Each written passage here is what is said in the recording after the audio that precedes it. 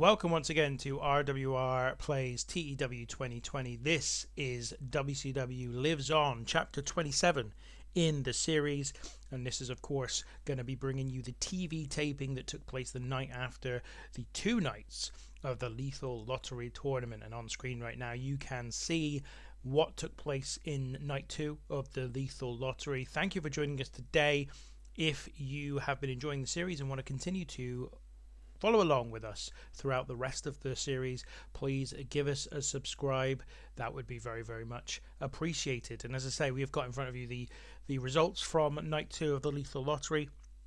And as you can see, Booker T defeated Curt Hennig, Scott Steiner and Kevin Nash to win the Lethal Lottery title. He pinned Kevin Nash in the match. During it, it appeared Scott Steiner might have beaten Booker T, but Curt Hennig pulled Steiner out of the ring just in time to prevent the pinfall. That then allowed Booker to go on to win it. Other things that happened on the show: Goldberg was close to making it through his semi-final, but Buff Bagwell tagged himself into the match, and his arrogant antics ended up costing the pair the match. Goldberg responded by spearing his teammate after the contest itself. Also on the show, Shane Douglas cut a promo on Ric Flair where he told the Nature Boy that he can go to hell. This, of course, followed their first round match on night 1 where the pair were unable to get along. And also, Sean O'Haire came to the ring during Prodigy's quarterfinal match alongside Toshiaki Kawada and chased after his former partner, causing Prodigy to be counted out. So that's the main happenings from Lethal Lottery as we go into the next TV taping. And so we'll, without further ado, move on to Monday Nitro. And for this week's Nitro, we are in the Great Lakes Sports Arena in Michigan. I assume that is. Apologies, I'm not great at the initials for American states. And we start with a dark match, as is usual. Diamond Dallas Page, Jim Duggan, and Alpha Jr. take on Mike Awesome, Road Warrior Animal, and Bobby Roode in a 6-man tag match. And the winners were the babyfaces when DDP pinned Bobby Roode. Alpha Jr. was the weak link, struggling to keep up with everyone else's in-ring performance. An in-ring performance of 13, obviously way below everybody else. Segment rating, though, of 62. And of course, this was just a dark match to warm up the crowd prior to the main show getting kicked off. And it gets kicked off with a highlight package of Lethal Lottery, where we show many of the things that I discussed just a moment ago. Segment rating here of 72, with the featured people in the video package being Booker T, Scott Steiner, Kevin Nash, Curt Hennig, Bill Goldberg, Buff Bagwell, Sean O'Haire, and Shane Douglas. And yeah, pretty decent segment rating, that one, involving the key players from the Lethal Lottery. After this, we get Mike Tenay and Jerry the King Lawler welcoming everybody to Monday Nitro. Mike Tenay talks about the fact that we're just coming off 24 hours ago the Lethal Lottery, where Booker T earned himself a rematch against WCW champion Jeff Jarrett at Halloween Havoc by winning the tournament. He then says that there is no time for recapping the tremendous events of the last 2 nights because this evening WCW has a stacked show lined up. He says that tonight sees the start of the first ever Cruiserweight Grand Prix, where the top 16 ranked competitors will go at it in a single elimination tournament, the final to take place at Halloween Havoc as well. He then turns to Jerry the King Lawler and asks him if he'd like to tell everyone about the massive main event they have tonight. Lawler excitedly tells the cameras that after being speared by his teammate Bill Goldberg last night after their Lethal Lottery semi-final loss, Buff Bagwell has asked for a match against Goldberg tonight, and Eric Bischoff has accepted the request. So tonight it will be Bill Goldberg versus Buff Bagwell.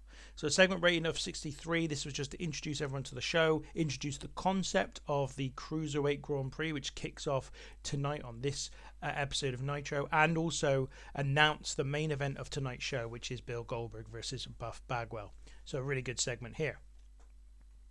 And we go straight to the first match in the Cruiserweight Grand Prix to start us up tonight, which is Rey Mysterio Jr. versus Frankie Cicero. In about that decent reaction from the crowd, Rey Mysterio beat Cicero in 10 minutes and 13 seconds by pinfall. Rey Mysterio had an in-ring performance of 62 and Cicero a 31, but the pair just do not click at all, and it showed in their performance, which is why there's only got a segment rating of 57. I was hoping for a little bit more, especially given Rey Mysterio Jr.'s involvement. After the previous match, Mike Tenay says that toward the end of the match they were getting news that some kind of incident was playing out backstage, and they have now managed to get Tony Schiavone in place to tell us what is going on. Schiavone says that he's entering Eric Bischoff's office, where just moments ago Sean O'Haire barged into. In the office, Sean O'Haire is clearly angry and shouting that he wants a match with Chuck Palumbo or Prodigy or whatever his name is now.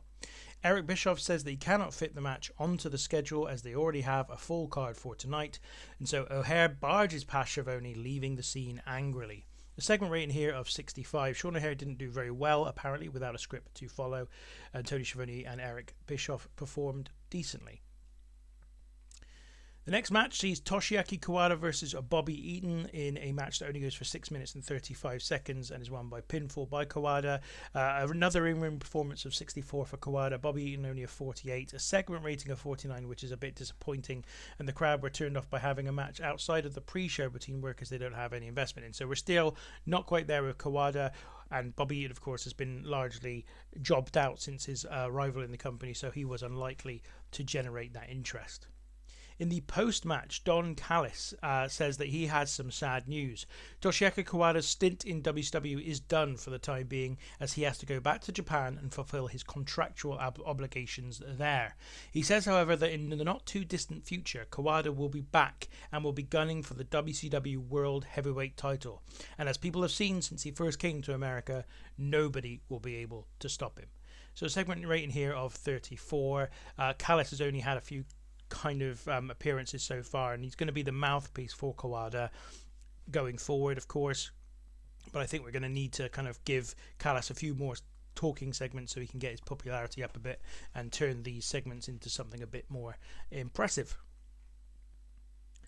Then we have Lance Storm versus Chris Cage in a nothingy match, really, just 4 minutes 42 seconds, victory by submission. If I'm honest, this was just to take up some time on the show, but actually it was quite valuable for Lance Storm in terms of increasing his popularity. And Storm, you can see here, an in-ring performance of 77, so he is ticking up as well in his performance levels.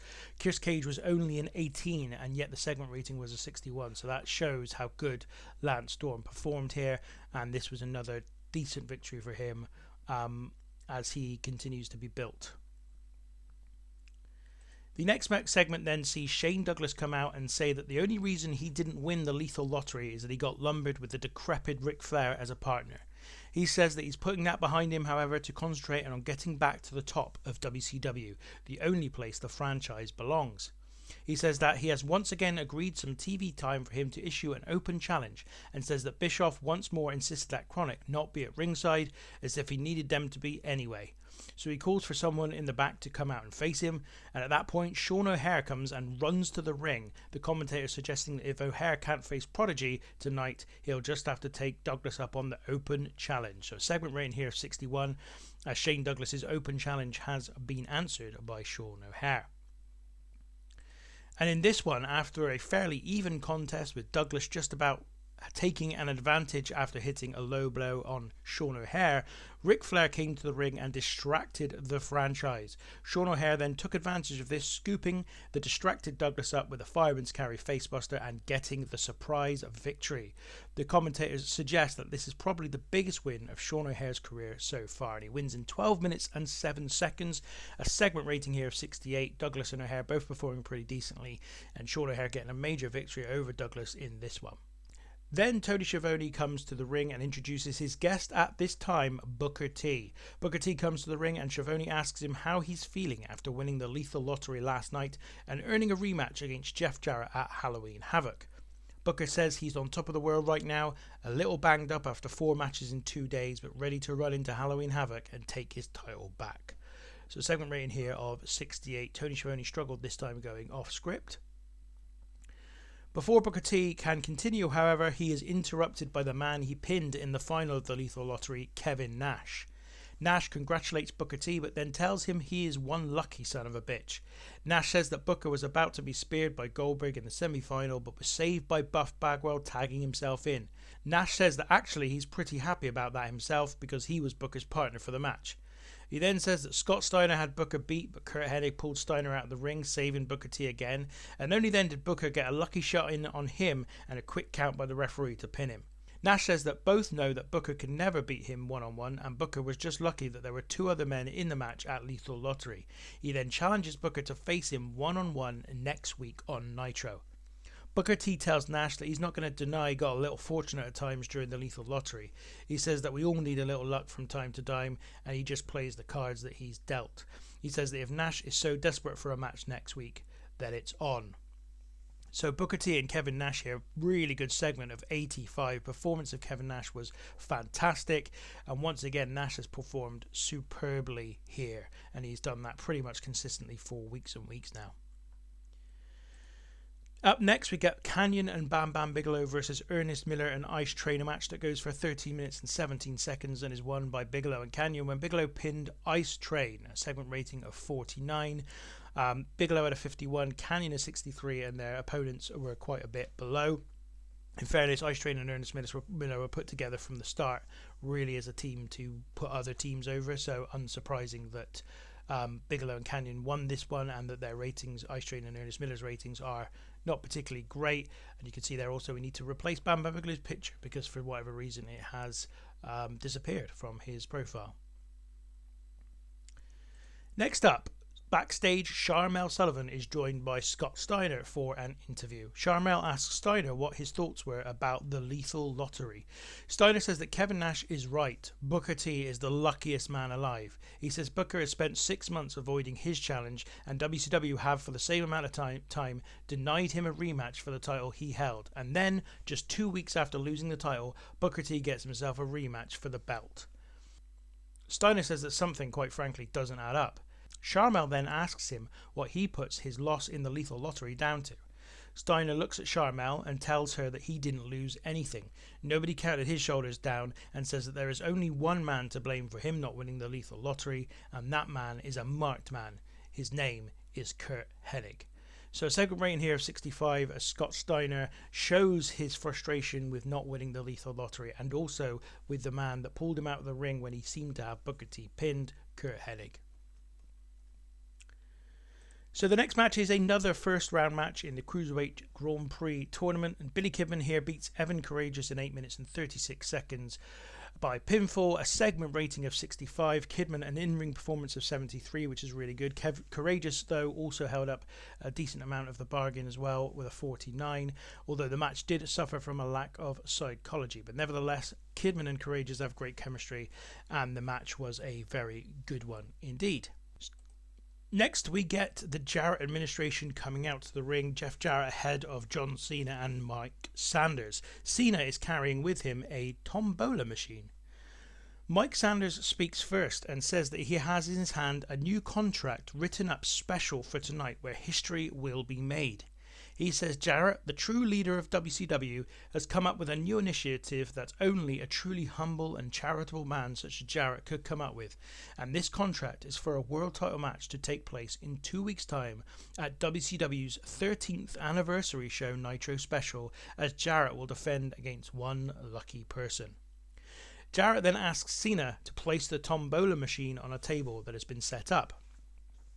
Jarrett says that he has named this the Raffle of Opportunity, and in the tombola machine are the names of every WCW wrestler, and in a moment John Cena was going to spin the tombola, and then he would reach into the machine and pull out the name of the lucky individual who will headline the anniversary show in 2 weeks' time against him. Cena then begins to spin the wheel, and Jarrett pulls out a name from the machine. Jarrett looks down, reads it out, and says, Arn Anderson. Jarrett asks how he got in there and then discards the paper, saying, sorry, but only active wrestlers count. Cena then started to spin the wheel again, and once more Jarrett pulled out another name from the wheel. Steve Austin. Jarrett laughs and says that he understands Austin is too busy running for political office to challenge for the greatest prize in the game, and discards his name too. The wheel spins again, and this time when Jarrett pulls out a name, the piece of paper he has pulled out turns out to be blank.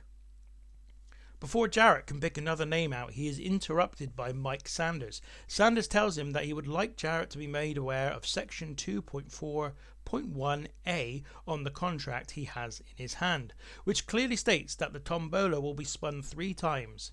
If at the end of the 3rd spin a satisfactory opponent has not been pulled out of the machine, then the contract will become null and void and the match will not take place. Jarrett feigns surprise and annoyance and then says that he's as disappointed as everybody else, but unfortunately there will be no WCW title match in 2 weeks' time. He apologizes, and then his music hits and the group leave the ring. So a segment rating here of 60, featuring all three members of the Jarrett administration ahead of the main event, which is Bill Goldberg versus Buff Bagwell, and lasts for just 11 minutes and 8 seconds, and sees Buff Bagwell get disqualified when Lex Luger runs in and attacks Bill Goldberg just as he's about to set Bagwell up for a jackhammer. This one got a segment rating of 69. Buff Bagwell sustained a turf toe, so we'll have to see how long that injury keeps him out for, if at all. And Goldberg had an in-ring performance here of 95, Bagwell just a 66. So segment rating of 69, but that is good enough to continue to improve our popularity in general across the North America and the world, in fact. And then after the match, Luger continues to pound away on Goldberg with the chair that he brought to the ring to attack Goldberg with, and Bagwell joins him once he's recovered. They set up the chairs next to one another and then powerbomb Goldberg through them as the show goes off the air with Goldberg down and Totally Buff posing above him. So a segment rating here of 80 as Totally Buff take out Goldberg with an attack. A really impactful final segment of this week's Nitro. And so that's everything from this week's episode, and once again, the show has increased our popularity pretty much everywhere. The overall rating was 73, which is pretty damn good.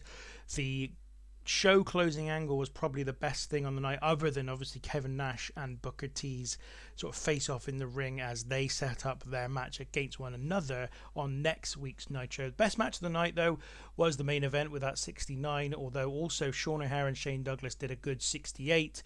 And the Cruiserweight Grand Prix first round match between Billy Kidman and Evan Courageous was also pretty decent.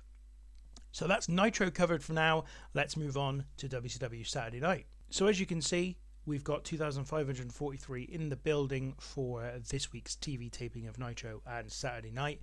And we start Saturday night with another match in the Cruiserweight Grand Prix tournament. And here the Amazing Red defeats Kid Romeo in 7 minutes and 56 by pinfall. A segment rating of 23, which is not great, but both Amazing Red and Kid Romeo actually performed well and had good chemistry showed in their performance. So I think the main reason this wasn't received particularly well is ultimately the Amazing Red and Kid Romeo are not two wrestlers that are particularly well liked or well known so far, even though Amazing Red obviously got to the final of the Hot Prospects tournament. But here he is now in the Cruiserweight Grand Prix, and he gets the victory to advance to the quarterfinals.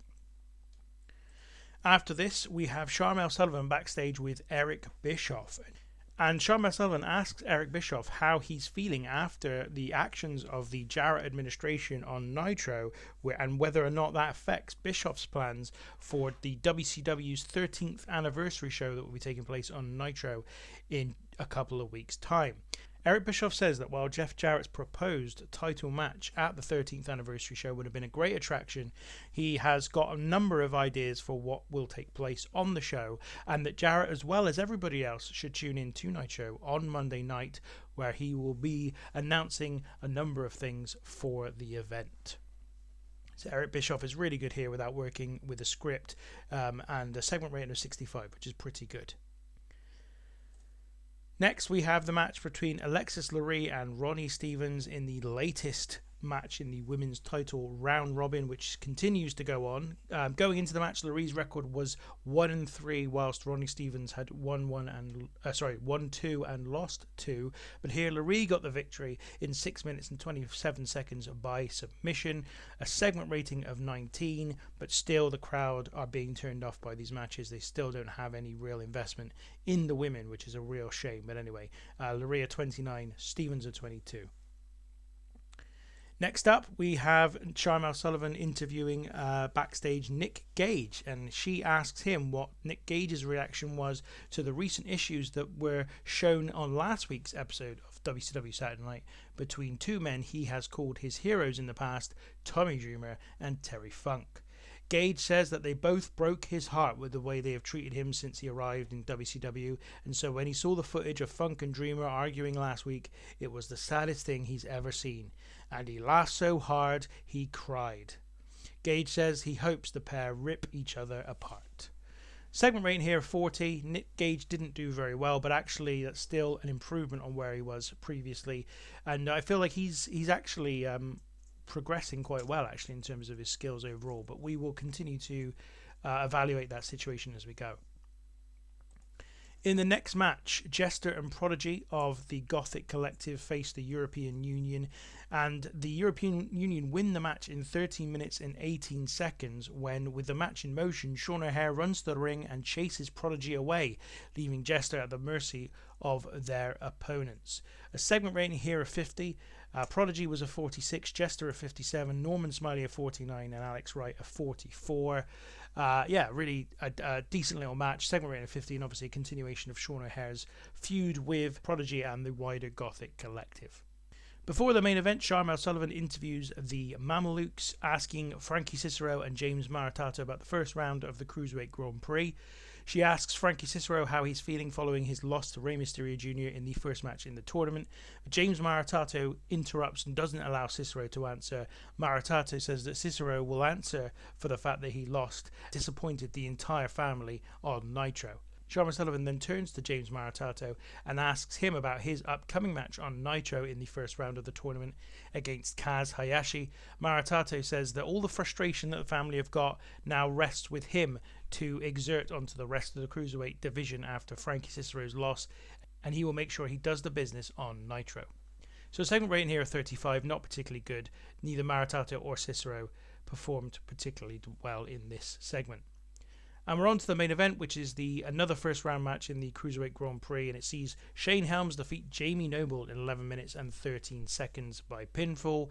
This only got a segment rating of 48, I think mainly because both Helms and Noble are in the game as babyfaces, and I haven't turned either of them. Shane Helms got an in-ring performance here of 57, Jamie Noble a 50.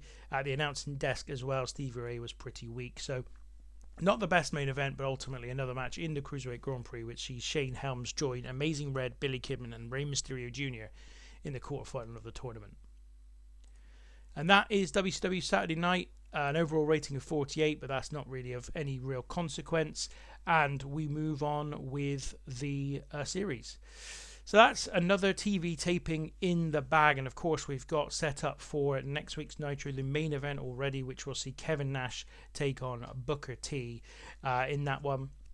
We've also got some more Cruiserweight Grand Prix first round matches to take place. They include James Maritato versus Kaz Hayashi, but also Chavo Guerrero Jr. versus Aguilar, AJ Styles versus Elix Skipper, and Air Paris against Shannon Moore.